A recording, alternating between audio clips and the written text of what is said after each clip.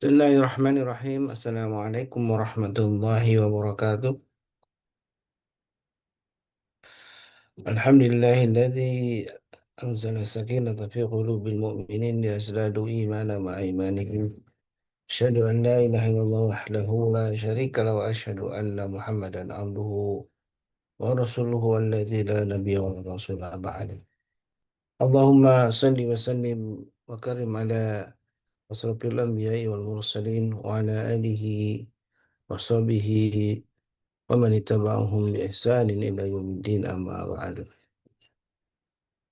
Alhamdulillah wa syukurillah, puja puji hanya milik Allah dan kepadanya kita menyembah dan memohon pertolongan dan tidak lupa selalu kita bersyukur atas semua nikmat Allah. Dan di pagi hari Al-Fakir selalu mengajak diri sendiri dan juga untuk semua jamaah, mari sama-sama kita bersyukur atas semua nikmat Allah yang begitu banyak telah Allah limpahkan untuk kita semua. Dan Alhamdulillah Allah masih memberikan kita kesempatan untuk memasuki di Saidul Ayam hari Jumat, dan kita awali di pagi hari ini selain tentu menjalankan ibadah-ibadah wajib dan salah satunya menghadiri majelis ilmu menjadi satu kenikmatan yang sungguh kita harus bersyukur, karena tidak semua orang mampu menghadiri majelis ilmu rutin setiap pagi.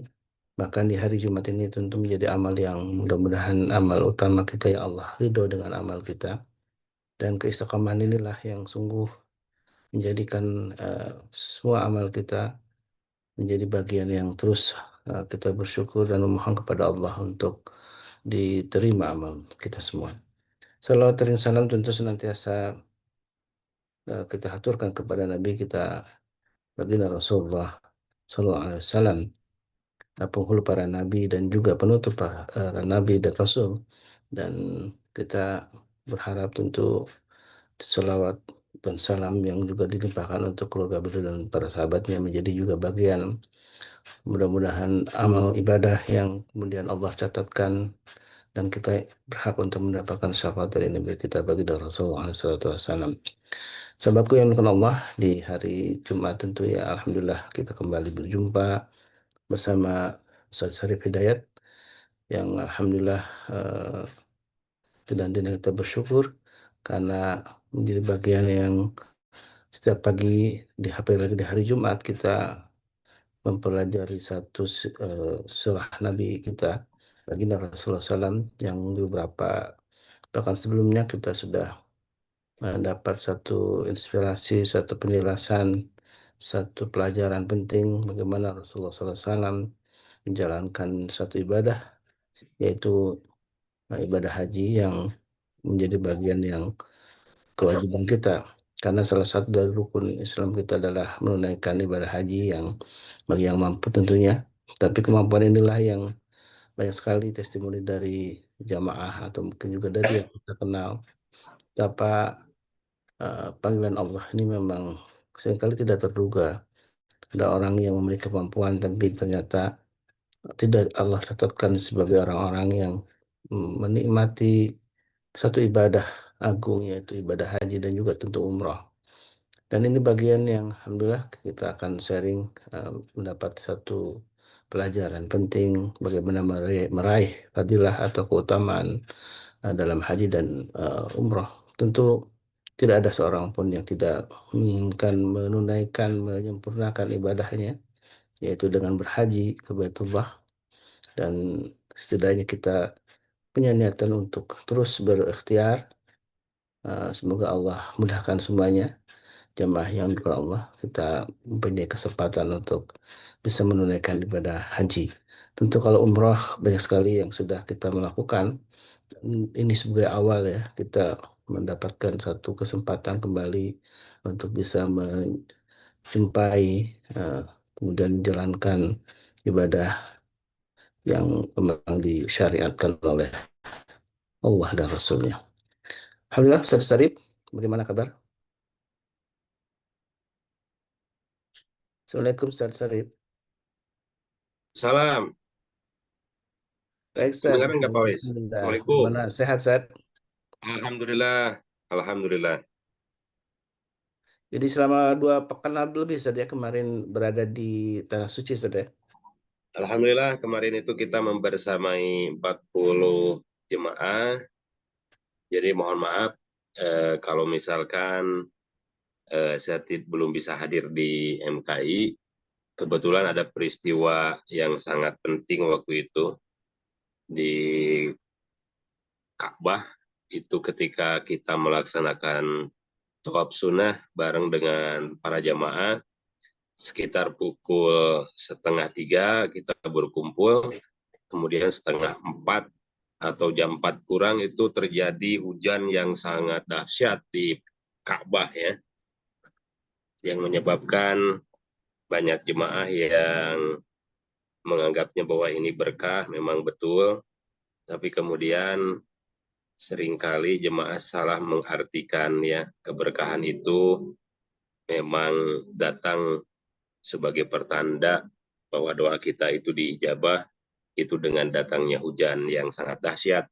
Bahkan kalau diibaratkan seperti di kita, Pak Holis, Hmm. itu ada petir, kemudian hujannya juga cukup deras, sehingga jamaah bahwa ini keberkahan, tidak mau berteduh menghindari hujan itu.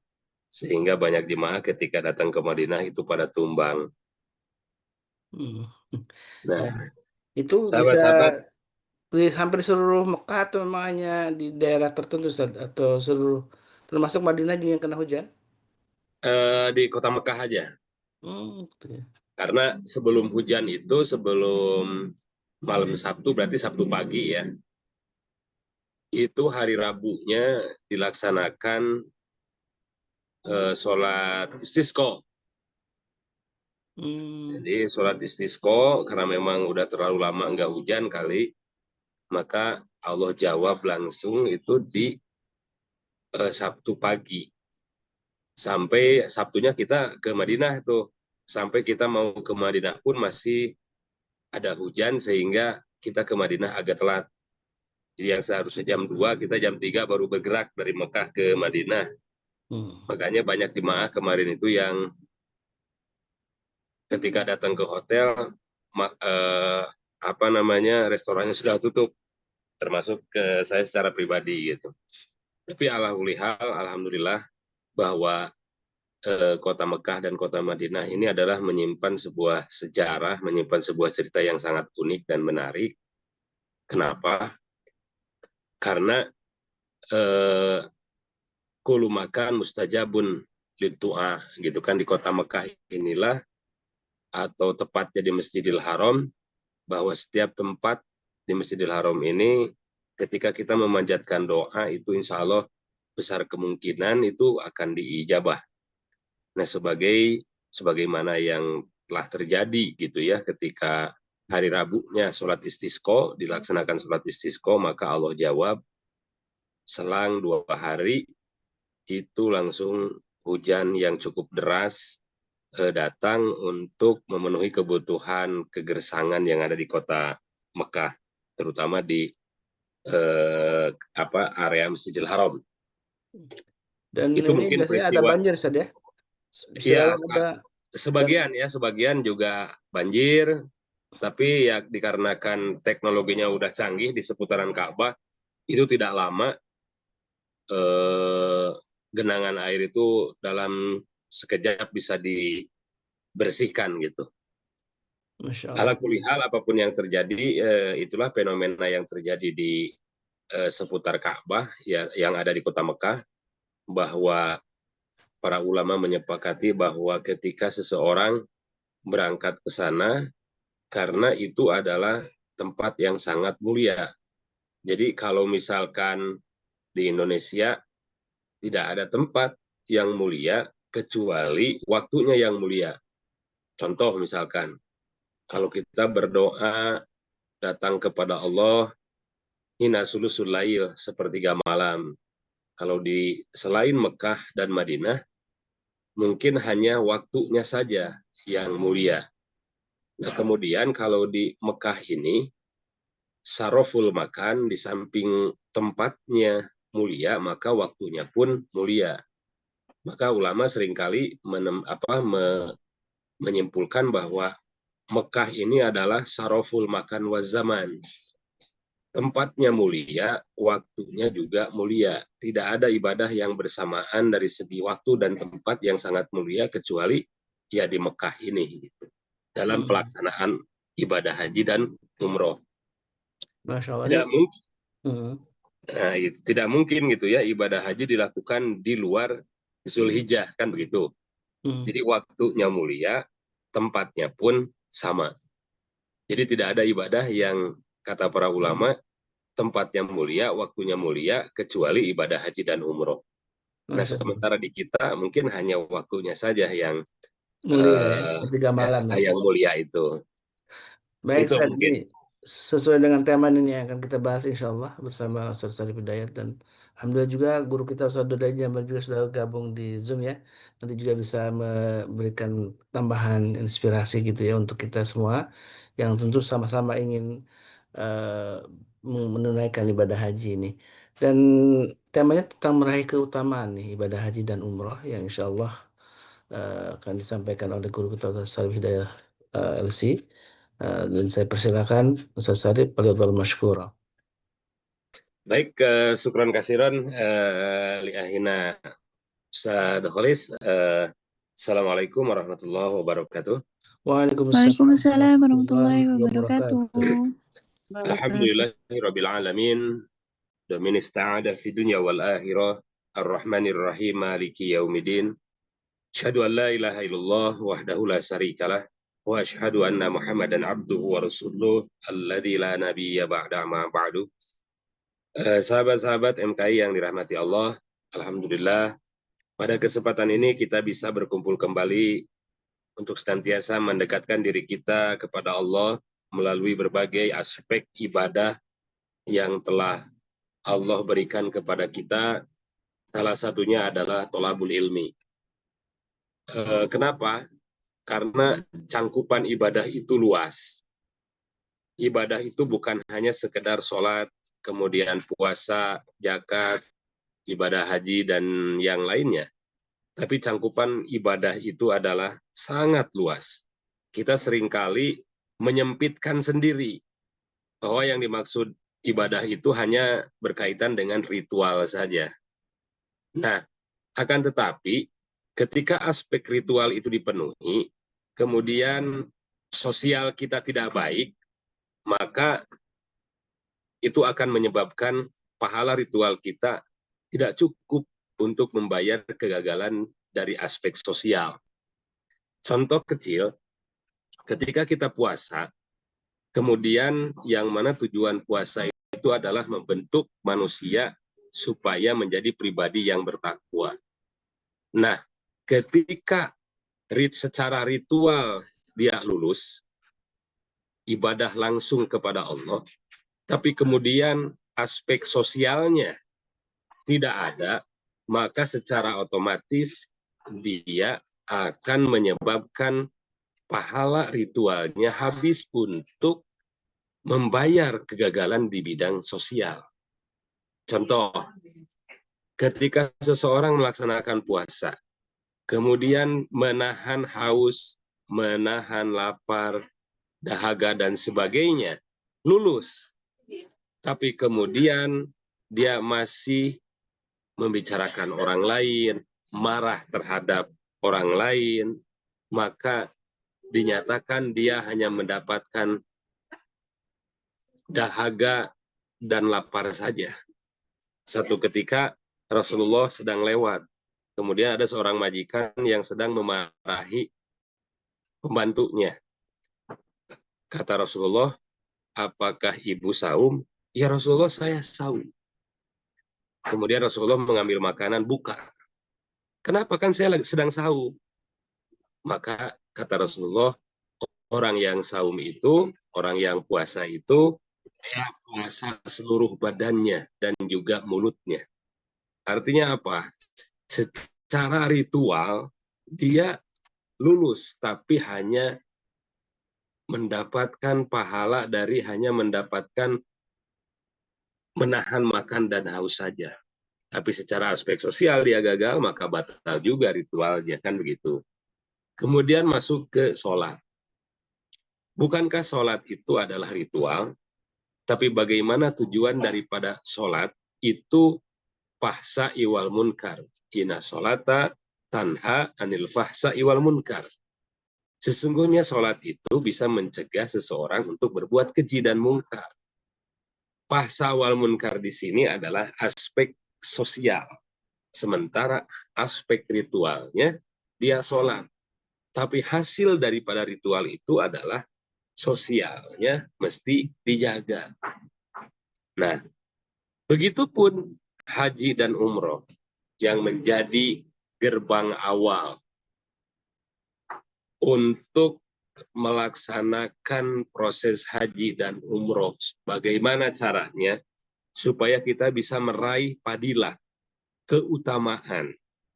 Maka ketika kita ingin meraih padilah, ingin mendapatkan sebuah keutamaan baik haji dan umrohnya, maka perlu kiranya kita perhatikan secara seksama dan secara mendasar hal-hal yang mengarah kepada keutamaan tersebut. Bagaimana dengan manasiknya, bagaimana dengan harta yang kita dapatkan untuk proses menjalankan ibadah haji dan umrohnya. Seringkali kita tidak mengindahkan, bahkan kita jarang memperhatikan manasik yang pernah kita lakukan. Kita hanya berprinsip kepada puncaknya haji, misalkan. Puncaknya haji, goyatul hajj Arafah atau al-haju al-Arafah. Haji itu yang terpenting adalah Arafah. Tapi bagaimana Rasulullah ketika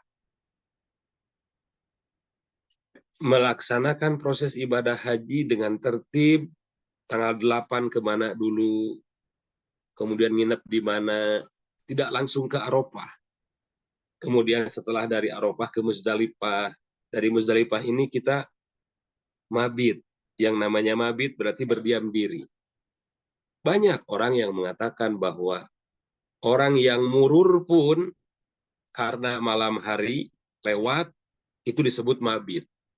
Kita tidak masuk ke area perdebatan sah atau tidak. Yang jelas, kata Rasulullah, khudu anni manasikakum.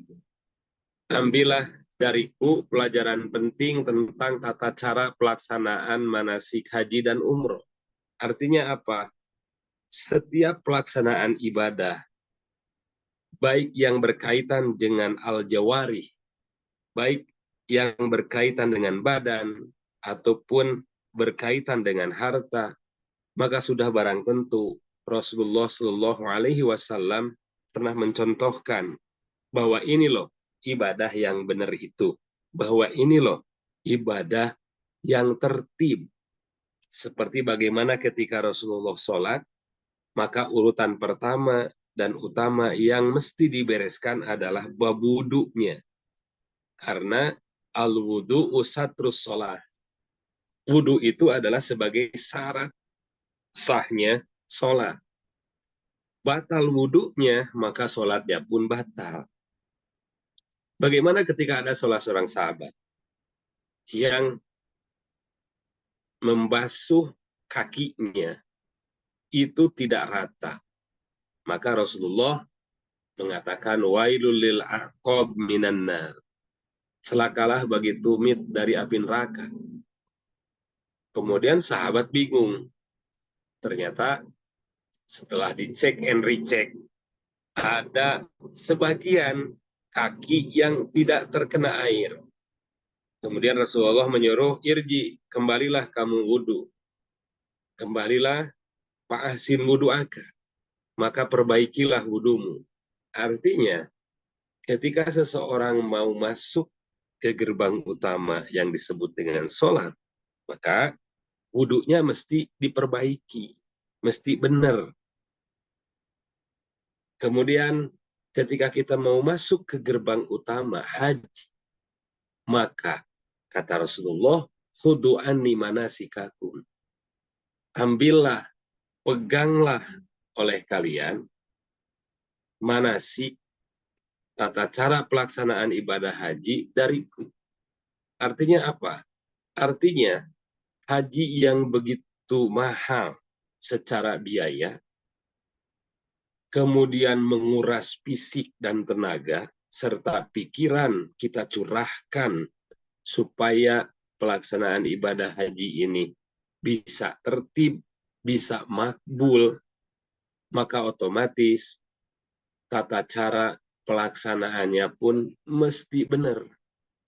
Dan bukan hanya sekedar melaksanakan, tapi tetap ketika kita melaksanakan ibadah itu, apalagi yang berkaitan dengan ibadah amwal, harta, dan jiwa yang ada dalam pelaksanaan ibadah haji ini, maka sudah barang tentu mesti sekuat tenaga, baik itu manasiknya mesti benar, ataupun secara materi yang kita dapatkan itu mesti betul juga. Jangan sampai nanti ketika Allah bertanya kepada kita, harta itu kalian dapat dari mana? Wa min ainak tasabahu. Harta kalian didapat dari mana dan dikemanakan? Maka ketika kita harta yang kita miliki sudah sesuai dengan apa yang diharapkan oleh Allah, ini loh hartanya dipakai ke sini, dipakai ke situ sesuai dengan proporsinya masing-masing, maka perlu kiranya ketika harta kita ditempatkan di tempat ini, maka proses daripada pelaksanaan ibadahnya mesti benar. Bukankah dalam sebuah hadis Rasulullah mengatakan, al-umratu ilal umrati kafaratun lima bainahuma. Antara umroh yang satu dengan umroh yang lainnya, itu akan menghapuskan dosa. Nah, itu umroh gitu ya. Ketika seseorang umroh, ini seringkali dipahami oleh teman-teman itu adalah mumpung kita masih di sana, maka kita akan terjadi dengan situasi dan kondisi umroh yang berulang kali. Jadi jangan salah nanti ketika ada banyak jemaah, ketika melaksanakan ibadah umroh, ketika dia city tour seputar Mekah, maka dia akan mengambil mikot kembali, baik itu di Tan'im atau di Jirona. Nah, sementara yang saya pahami dari hadis ini adalah al-umratu ilal umroti ini, umrohnya tidak berulang. Artinya umroh yang satu dengan umroh yang kedua itu adalah ya mesti balik lagi ke Indonesia. Jadi tidak umroh tidak serta-merta dipahami umroh berulang kali bisa pari wahid dalam satu perjalanan. Itu yang saya pahami yang perlu kita sampaikan kepada umat gitu. Kemudian lanjutan hadis ini adalah wal haju mabrurun laisalahu jajaun ilal jannah. Dan haji yang mabrur itu tidak ada balasannya dari Allah kecuali surga. Nah, ini yang menarik. Kalau ibadah-ibadah yang lain, misalkan melakukan A, maka pahalanya ini, infak, maka akan menyebabkan seseorang menjadi kaya. Kemudian puasa, kemudian akan menyebabkan seseorang menjadi pribadi yang bertakwa. Kemudian sholat akan mencegah perbuatan keji dan munkar. Nah, sementara ibadah haji dan umroh yang menuntut harta dan jiwa hadir di sana, bukan hanya sekedar hadir, tapi jiwa dan raga serta harta yang telah kita korbankan itu bisa menjadi sebuah investasi akhirat, maka Allah mengatakan tidak ada lagi pahala yang lebih pas bagi seseorang yang melaksanakan perjalanan haji dan umroh, pahalanya adalah surga. Wal hajju mabrur laisa jazaun ilal jannah. Dan haji yang mabrur itu, mabrur makbul, diterima oleh Allah. Allah tidak bisa memberikan pahala yang sebanding bagi orang yang melaksanakan haji yang mabrur ilal jannah, kecuali surga. Nah, cuman yang jadi pertanyaan, bagaimana ketika ibadah kita bisa mabrur, bisa makbul. Kan begitu. Nah, otomatis nyambung ke hadis tadi, ketika prosesi pelaksanaan ibadah hajinya mesti benar. Bagaimana ketika sholat kita akan menyebabkan seseorang pahsa iwal munkar, tanha anil pahsa iwal munkar, maka solu kamaro aitumuni usolli. Sholatlah sebagaimana kalian melihat aku sholat. Kan begitu. Nah, dalam ibadah haji pun ada hudu anni manasikakum. Ambillah praktek-praktek pelaksanaan ibadah haji dan umroh itu dari siapa? Dariku, kata Rasulullah. Nah, kalau yang ibadah haji dan umroh yang memerlukan pengorbanan dari segi harta, dari segi fisik, jiwa, dan raga kita hadir di sana, maka otomatis ibadah ini adalah ibadah yang sangat mulia. Nah, ini dari segi padilah ibadah haji dan umroh, bahwa padilah yang pertama adalah padilah yang pertama adalah ibadah haji dan umroh sebagai penggugur dosa. Al umratu ilal umrati kafaratun lima bainahuma wal hajju mabrur laisa jazaun ilal jannah. Kemudian yang kedua, fadilah daripada ibadah haji dan umroh itu adalah setara dengan jihad bagi seorang wanita. Satu ketika Rasulullah didatangi oleh seorang ibu-ibu, kemudian bertanya, "Ya Rasulullah, wahai Rasulullah, narol jihad afdalul amal." Kami memandang bahwa jihad adalah amal yang paling mulia.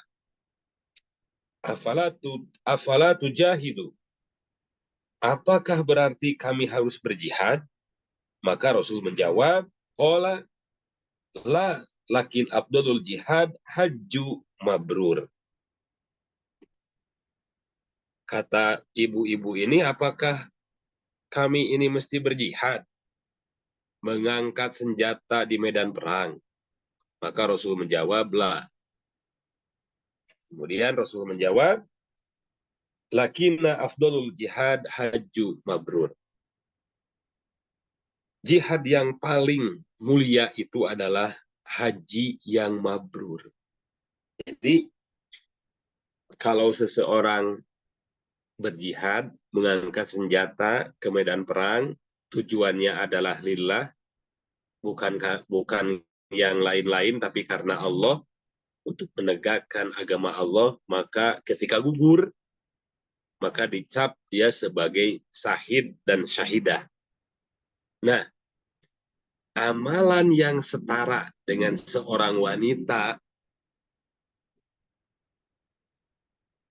diibaratkan oleh Rasulullah bahwa amalan yang setara dengan jihad fisabilillah, mengangkat senjata di medan perang bagi wanita, adalah haji yang mabrur.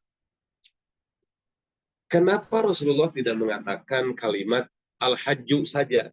Mabrurnya dihilangkan misalnya. Nah, ternyata pelaksanaan ibadah haji syaratnya mesti mabrur. Banyak di antara kita di seluruh dunia ini melaksanakan ibadah haji ini baru haji mabur gitu, Pak Holis. Haji mabur itu dia terbang dari Indonesia, terbang dari mana-mana, hanya sekedar terbang, badan kita hadir di sana, sementara hati kita masih memikirkan, bagaimana keluarga kita, bagaimana saham-saham kita, perusahaan-perusahaan kita di Indonesia. bagaimana kalau anjlok, bagaimana kalau terjadi kerugian, baru sebatas itu. Bagaimana jabatan saya. Bahkan satu ketika ada seorang, saya pernah membersamai salah seorang pejabat ketika proses ibadah haji 2010, itu memikirkan bagaimana jabatan saya nanti kalau begini, kalau begitu. Jadi secara ruhiyah itu tidak hadir gitu. Bukankah kita yang menempel di badan kita laki-laki dua helai kain, kain apa namanya, kain ihram, sebagai gambaran bahwa harta yang kita miliki, keluarga, rumah, dan sebagainya, perusahaan, dan sebagainya. Kita tinggalkan semua dari hiruk pikuk kehidupan dunia kita, tujuannya satu, menghadap kepada Allah. Latihan, proses latihan kematian. Gitu. Bahwa betapapun saking kayanya seseorang ketika menghadap kepada Allah itu hanya yang nempel itu dua kain itu, kain ihram. Atau kita istilahkan dengan kain kapan. Nah, syaratnya mesti apa sih? Syaratnya mesti mabrur. Kalau seseorang melaksanakan ibadah haji, kemudian ibadah haji itu dianalogikan, kata Rasulullah, pahalanya sama dengan pahala jihad, mengangkat senjata di medan perang, adalah haji yang mabrur. Kemudian fadilah yang ketiga adalah seseorang yang melaksanakan ibadah haji dan umroh adalah menjadi tamu Allah. Karena doa orang yang berumroh ataupun haji akan diijabah. Sebagaimana dalam sebuah hadis yang diriwayatkan oleh Imam Ibnu Majah. Al-ghazi fi sabilillah wal hajju wal mu'tamiru wafdullah. Du'ahum fa'ajabuhu was'aluhu fa'atohum. Orang yang berperang di jalan Allah, orang yang berhaji serta berumroh adalah tamu Allah. Al-ghazi fi sabilillah wal hajju wal mu'tamiru wafdullah. Orang yang berperang di jalan Allah, orang yang berhaji, orang yang berumroh, wafdullah adalah tamu Allah. Da'ahum fa'ajabuhu was'aluhu fa'atohum. Allah memanggil mereka, mereka pun memenuhi panggilannya. Oleh karena itu, jika mereka meminta, fa'atohum, Allah pasti akan memberinya. Nah, ini senada dengan kesepakatan para ulama bahwa orang yang melaksanakan ibadah haji dan umroh itu adalah mulia dari segi tempat dan waktunya. Maka saya seringkali mengatakan bahwa di Masjidil Haram ini adalah kulu makanin mustajabu doa. Setiap tempat di penjuru-penjuru yang ada di Masjidil Haram di Kota Mekah itu adalah doanya diijabah. Nah, cuma nanti ada tempat khusus yang pernah dicontohkan oleh Rasul, di mana tempat-tempat ini ketika kita berdoa diijabah oleh Allah Subhanahu wa taala. Cuman kita seringkali memandang ketika kita berdoa pengen langsung gitu. Nah, itu hak prerogatif Allah. Mau langsung ya monggo, mau ditangguhkan ya mangga gitu kan, mau diganti dengan amal soleh yang lain, dengan peristiwa yang lain, itu hak prerogatifnya Allah. Terkadang kita ketika berdoa itu pengennya itu langsung gitu. Itu hak prerogatif Allah. Yang jelas kita sepakati dan kita pahami bahwa ketika kita berdoa di sana, insya Allah itu akan diijabah oleh Allah. Nah, itu yang ketiga. Jadi fadilah yang ketiga ketika kita melaksanakan ibadah haji dan umroh itu adalah kita sebagai tamu Allah. Maka ketika kita menjadi tamu, maka kita mesti tahu norma-norma tata cara menjadi tamu. Kan begitu. Bukankah dalam hadis dikatakan ketika seseorang sudah ihlal ihram, sudah menyatakan labaik Allahumma umrotan atau labaika Allahumma umrotan, maka seseorang dilarang melaksanakan ini, melaksanakan itu, gitu kan. Bagi perempuan juga ini dan itu. Artinya apa? Artinya kita sedang bertamu, ada etika yang mesti kita pahami bersama, bahwa tata cara bertamu kita di rumah Allah itu seperti apa sih? Nah, itu seringkali kita jarang gitu ya, mengindahkan, memperhatikan, mentang-mentang jabatan kita misalkan bintang berapa gitu. Seenaknya saja sama di hadapan Allah itu. Ketika seseorang sudah hilal ihram, apakah dia itu artis, pengusaha, pejabat, jenderal sekalipun, maka mesti tunduk terhadap aturan Allah. Bagaimana tata cara bertamu kita di rumah Allah. Contoh konkretnya sholat. Mentang-mentang bintang 4, ketika dia hadir paling akhir, maka tidak bisa dia duduk atau baris di saf paling depan. Mentang-mentang SD, kemudian dia ketika baris paling depan dicabut sama jenderal, mesti di baris nomor 2 dan 3, tidak. Maka di hadapan Allah itu tidak berlaku. Yang berlaku itu bagaimana kesadaran kita memenuhi panggilan Allah dan tahu cara etika ketika kita bertamu melalui prosesi ihlal ihram. Ketika seseorang sudah mengatakan atau melafadzkan labbaik Allahumma umrotan, maka di sanalah tata cara bertamu diterapkan. Misalkan laki-laki dan perempuan tidak boleh memakai minyak wangi, tidak boleh berkata ropas, berkata kotor, tidak boleh menghitbah dan menghitbahkan, tidak boleh menikah dan menikahkan, merusak dan seterusnya. Perempuan tidak boleh memakai cadar dan seterusnya. Artinya apa? Kita sadar kita sedang bertamu kepada rumah Allah yang lebih mulia. Nah, itu kemudian yang ketiga, bahwa yang pertama, umroh dan haji akan menjadi penggugur dosa-dosa kita. Kemudian haji yang mabrur itu akan tidak ada pahala yang sebanding kecuali surga.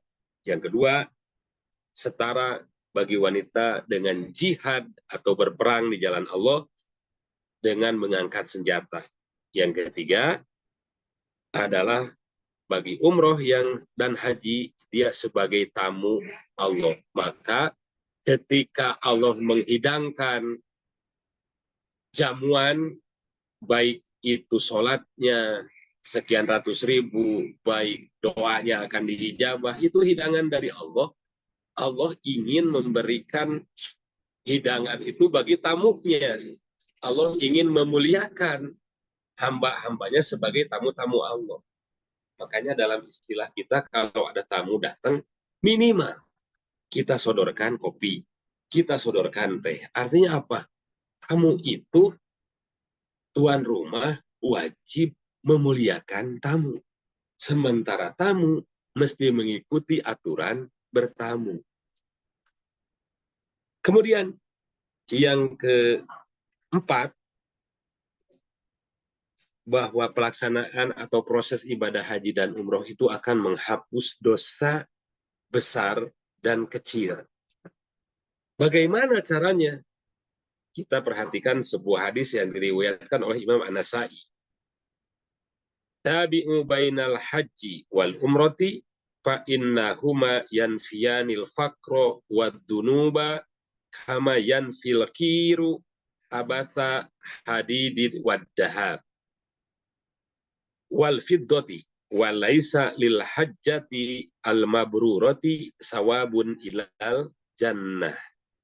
Nah, kemudian ikutilah umroh dengan haji, karena keduanya dapat menghapus kemiskinan dan dosa. Seperti api yang membersihkan karat dari besi, emas, dan perak. Selain itu, haji yang mabrur tidak memiliki balasan yang setimpal kecuali surga. Tuh. haji dan umroh akan menghapus dosa-dosa kecil dan besar. Tapi untuk balasan ibadah haji ini, tidak ada balasan yang setimpal kecuali surga. Maka bagi sahabat-sahabat yang ingin melaksanakan ibadah haji, kemudian rezekinya sudah ada, jangan dinanti-nanti lagi. Mudah-mudahan di MKI ini banyak sekali para masyayikh. Ada Ustadz Dodi, ada Ustadz Ude, ada Ustadz Fahmi Saim dan sebagainya.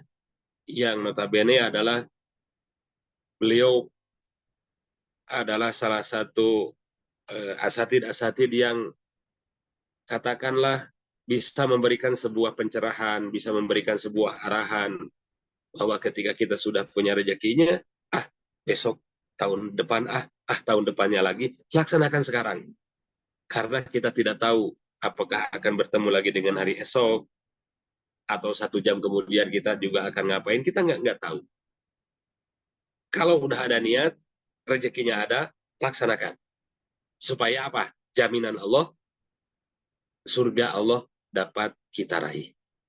Baik, untuk sementara waktu itu dulu yang dapat saya sampaikan. Mudah-mudahan kita akan berlanjut ke sesi-sesi fadilah-fadilah selanjutnya, dan mudah-mudahan kita akan kembangkan dalam sesi tanya-jawab. Itu saja yang dapat saya sampaikan. Aqulu qouli hadza wa astaghfirullah li wa lakum. Wassalamualaikum warahmatullahi wabarakatuh. Waalaikumsalam warahmatullahi Waalaikumsalam wabarakatuh. warahmatullahi wabarakatuh.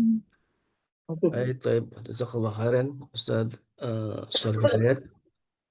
Yang tadi sudah memberikan banyak sekali ya keutamaan atau fadilah kita melakukan haji dan umroh. Dan tentu ini banyak sekali yang terus berazam ya untuk dapat meraih fadilah tersebut. Baik, Ustaz, kita coba ada sesi tanya jawab dan Ustaz Sarip ada keperluan sampai jam 6.30 ya, Ustaz ya. Kita akan menemani jamaah untuk sama-sama kita meraih fadilah ya, keutamaan dalam bermajlis ilmu tentunya. Dan salah satu tema tentang adalah fadilah ibadah haji dan umrah. Silakan yang ada yang ingin sharing barangkali atau ingin bertanya. Ada waktu masih sekitar 15 menit kita untuk ngobrol tentang bagaimana ibadah haji menjadi ataupun umrah menjadi bagian yang eh, cara kita untuk mendapatkan padilah, dan tadi padilah yang sudah disebutkan adalah pengampunan dosa.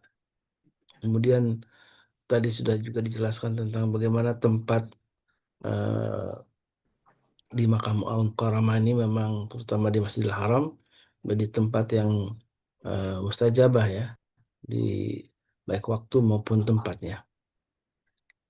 Silakan dibuka mic-nya kalau yang ingin bertanya atau memberikan testimoni tentang pengalaman barangkali yang sudah pernah umroh ataupun haji, ataupun yang belum pernah umroh dan haji, tapi bagaimana bisa dikabulkan hajat kita, niat kita, apakah ada cara khusus gitu nih yang bisa kita dapatkan. Nah, ini ada pertanyaan dari Bu Ira Bandung ya. Saya bacakan. Assalamualaikum Ustaz. Mohon penjelasan tentang latar belakang larangan saat umrah mengenai tidak memakai kewangi-wangian. Nah, ini apakah ada satu eh, apa namanya alasan gitu saja latar belakang atau barangkali mungkin apa yang berkaitan dengan larangan di ibadah haji ini dan umrah, salah satunya adalah memakai wangi-wangian. Kenapa ini dilarang gitu? Apakah boleh nggak kita bertanya tentang soal itu, Ustaz? Oke, begini Paulis ya, dan sahabat-sahabat MKI yang Allah muliakan. Ketika seseorang melaksanakan sesuatu, sudah barang tentu dalam proses pelaksanaan ibadah itu terkadang ada larangan. Seperti ketika sholat maka dilarang berbicara, kecuali dia membaca yang telah ditetapkan oleh Allah dan Rasul-Nya. Maka ketika prosesi pelaksanaan ibadah umroh pun sama. Yang namanya ihlal ihram itu dahola fil harami. yaitu masuk kepada tempat-tempat yang diharamkan oleh Allah. Contoh, ketika kita sedang sholat, maka kita tidak diperbolehkan atau dilarang untuk makan, minum, kan begitu. Hmm. Nah, ketika kita sudah mengumandangkan labbaik Allahumma umrotan atau labbaika umrotan, maka di saat itulah ada larangan-larangan bagi seseorang yang sudah ihlal ihram. Kapan itu terjadi? Sampai ketika dia tahalul, maka larangan-larangan yang tadinya tidak boleh menjadi boleh. Hmm. Nah, pertanyaannya, bagaimana ketika seseorang memakai minyak wangi? Apa latar belakangnya? Begitu. Nah, kalau kita bahas secara terperinci, kan cukup keras sekali bagi wanita memakai wangi-wangian. Tidak boleh, itu kan keluar rumah pun tidak boleh. Nah, ini hanya sebagai pengingat bahwa kalian itu akan melaksanakan umroh. Maka ketika prosesi ibadah umroh yang baik dan benar, kalian mesti memegang teguh larangan-larangan ini, jangan sampai dikerjakan. Bagi sebagian jamaah dan bagi sebagian pembimbing, ketika jamaah itu melanggar satu aturan, maka biasanya dikenai dam. Nah, kalau saya secara pribadi, itu tidak memberlakukan itu. Ketika seseorang melanggar, maka ketika pelanggaran dilakukan karena lupa, itu tidak menjadi masalah. Cuman kita selalu dan sering mengingatkan. Yang tidak boleh memakai wangi-wangian itu ketika udah membaca labaika umrotan atau labaika lohuma umrotan. Pertanyaannya, bagaimana kalau baju kita, kain ihram suami kita di rumah kita rendam dengan dengan molto, dengan pewangi lah. Kemudian kita sebrot dengan parfum yang sangat wangi, yang sangat mahal. Nah, kalau itu boleh. Yang tidak diperbolehkan itu ketika kita sudah mengatakan dan sudah membaca kalimat labaika umrotan atau labaika Allahumma umrotan, di sanalah berlaku larangan-larangan bagi wanita dan laki-laki ketika seseorang akan melaksanakan prosesi ibadah umroh. Itu mungkin Paulis. Ya.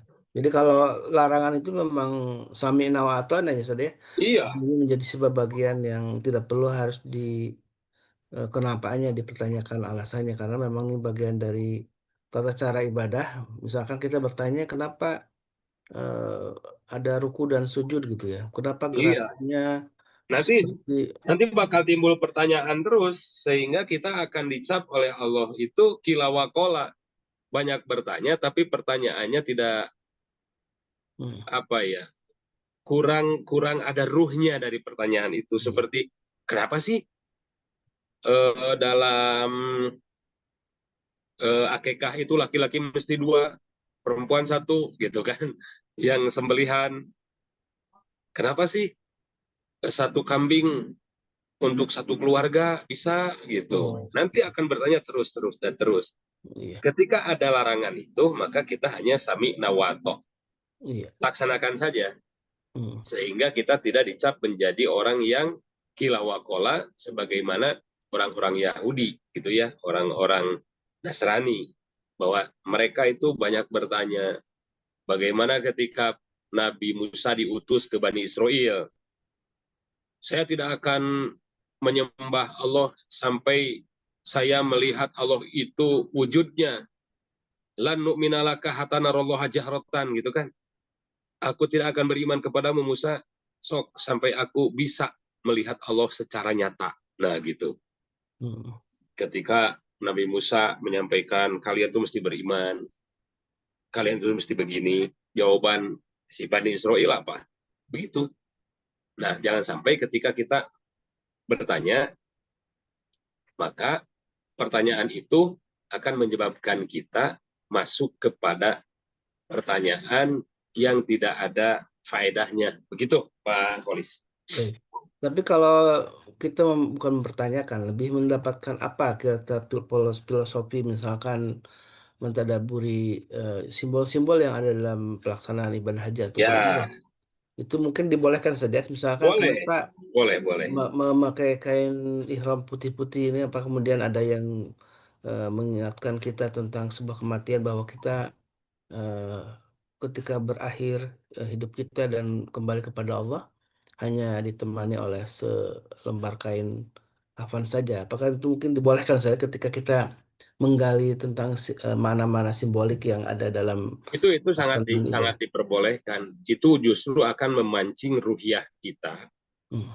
Pertanyaannya, ternyata sebesar apapun pangkat kita, sekaya apapun kekayaan kita, setinggi apapun pendidikan kita, toh ketika menghadap kepada Allah itu hanya dua helai kain itu. Kalau dalam umroh dan haji itu kain ihram, Hmm. kalau menghadap Allah lewat kematian, ya kain kapan.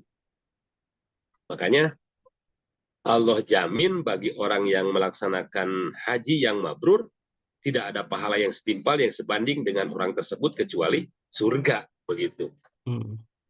Ada yang mencoba ini, kain ihram yang sudah kita pakai dalam pelaksanaan ibadah haji ataupun umroh, kemudian disimpan dan dijadikan kain kafan. Apakah ini dibolehkan, Ustaz?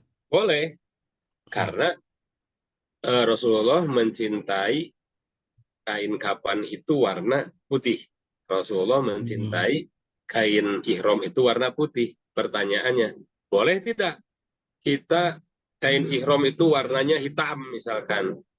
Ya silakan kalau tidak ada gitu. Cuma selama ada yang putih, pakai putih lah gitu. Iya. Kalau dijadikan kafan itu, apakah pernah Rasulullah melakukan itu tadi ya? Ketika atau mungkin para sahabat yang menjadikan kain ihram ketika mereka melakukan ibadah haji itu disimpan dan dijadikan untuk kain kafan. Satu ketika kalau dalam sejarah itu pernah Rasulullah mengkapani sahabat itu dengan kain kapan seadanya. Karena memang pada waktu itu kan tidak seperti sekarang gitu ya. Nah, sekarang pertanyaannya boleh tidak kain ihram dijadikan kain kapan? Boleh, selama kain itu bisa menutupi auratnya. Hmm. Yang terpenting adalah kain itu bisa menutupi auratnya dan warnanya putih. Iya. Itu paling disukai dan dicintai oleh Rasulullah. Hmm. Tapi pada satu peristiwa tidak menutup kemungkinan nanti kalau kain putihnya tidak ada bisa diganti dengan kain yang lain. Seperti begini, saya pada waktu itu membimbing sekitar 36 jemaah umroh plus Turki, Olive. Satu ketika ada jemaah yang karena kita umroh dulu ya, nggak ke Turki dulu gitu. Satu ketika ada seorang jemaah lupa kain ihramnya ditaruh di koper. Nah, maka bingung juga tuh bagasi udah masuk. Nah, kebetulan kain ihram saya ada.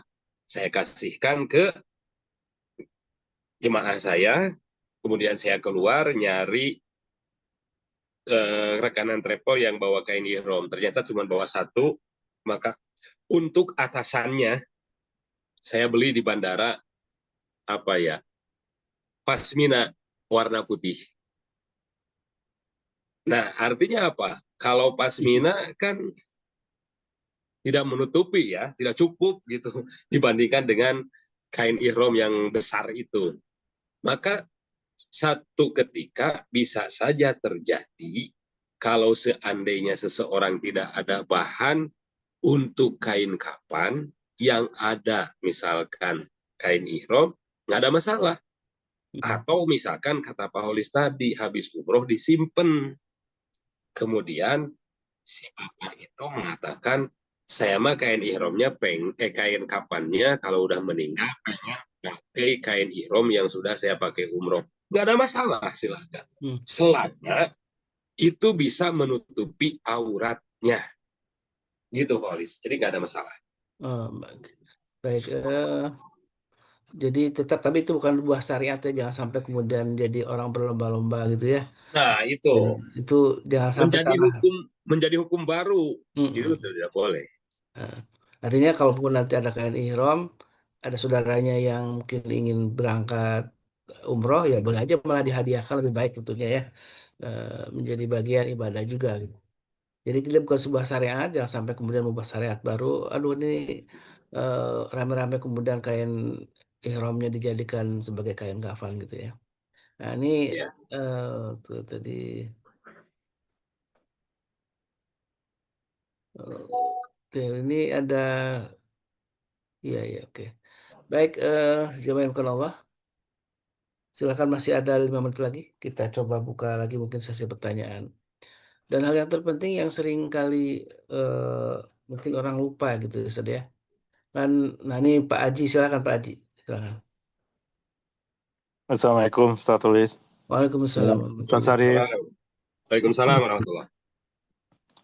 mau tanya Ustaz, Ya, kan silakan Pak.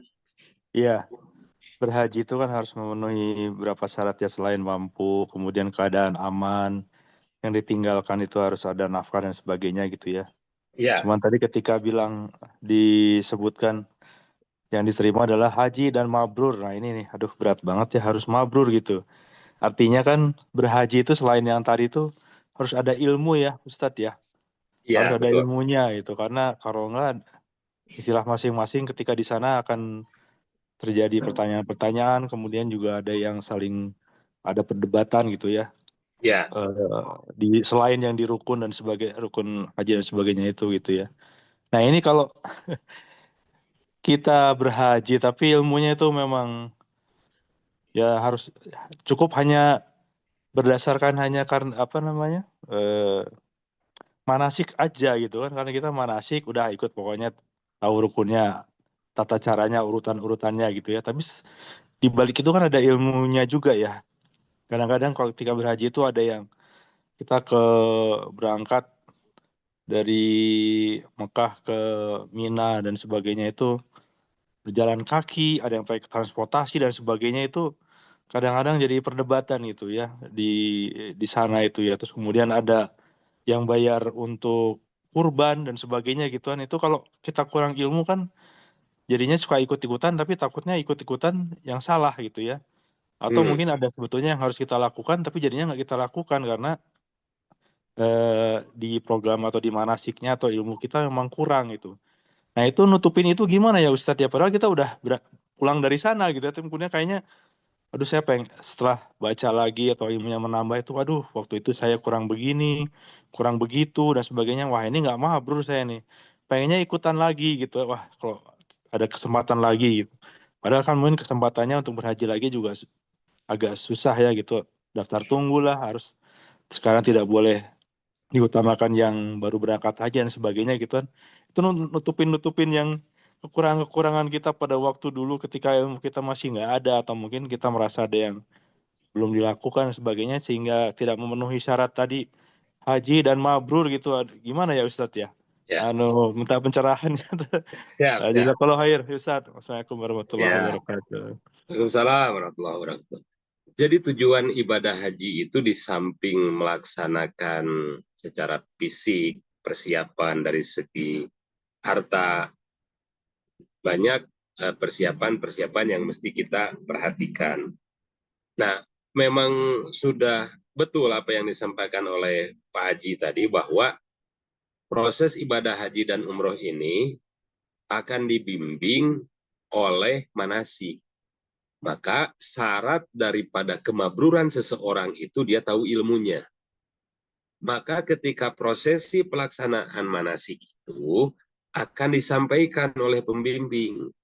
Nih, mikot itu di sini, ihlal ihram itu begini, setelah ihlal ihram itu dilarang begini, begini, begini. Tanggal segini nih kita ke Mina, kemudian ke Arafah, kemudian ke Musdalifah, kemudian ke Mina, lempar jumroh, tahalul sugro, kemudian tawaf ifadoh, balik lagi ke Mina, nginep lagi untuk lempar jumroh lagi. itu urutan-urutan ibadah haji disampaikan dalam pelaksanaan manasik. Namun kemudian dalam prakteknya ternyata tidak sesederhana itu dalam pelaksanaan ibadah haji dan umroh. Settingan awal misalkan, ketika prosesi ibadah haji itu dari Mina ke Arafah, Arafah ke Musdalifah, macet. Kemudian kita turun, jalan kaki.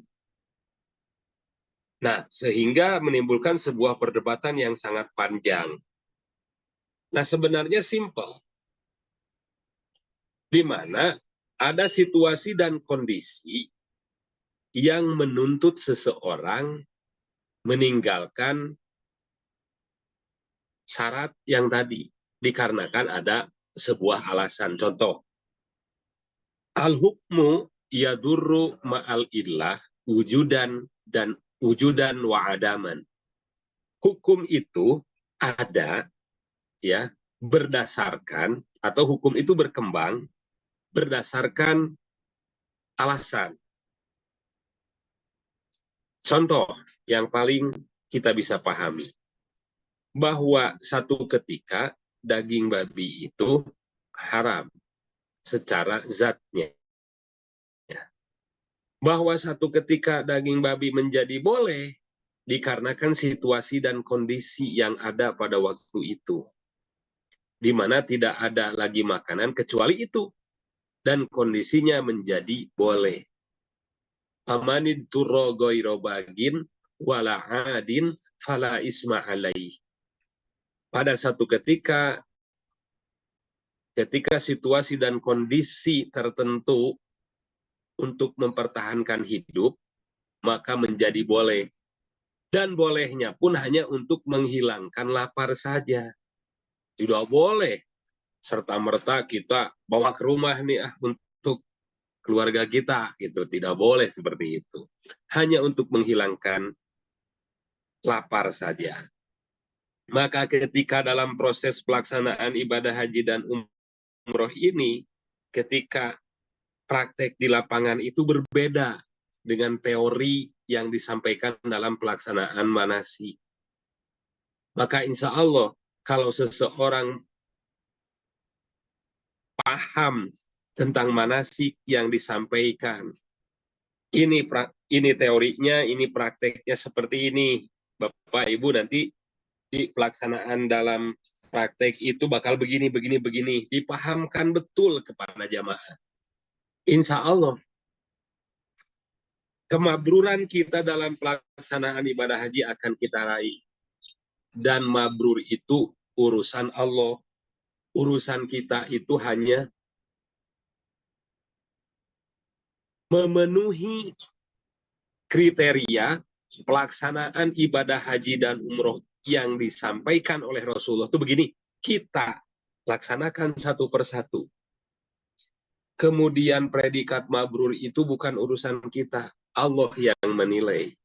Pertanyaan kedua, kalau kemarin kita belum sepenuhnya tahu tentang ilmu pelaksanaan ibadah haji dan umroh, bagaimana cara menutupi kekurangan-kekurangan tersebut?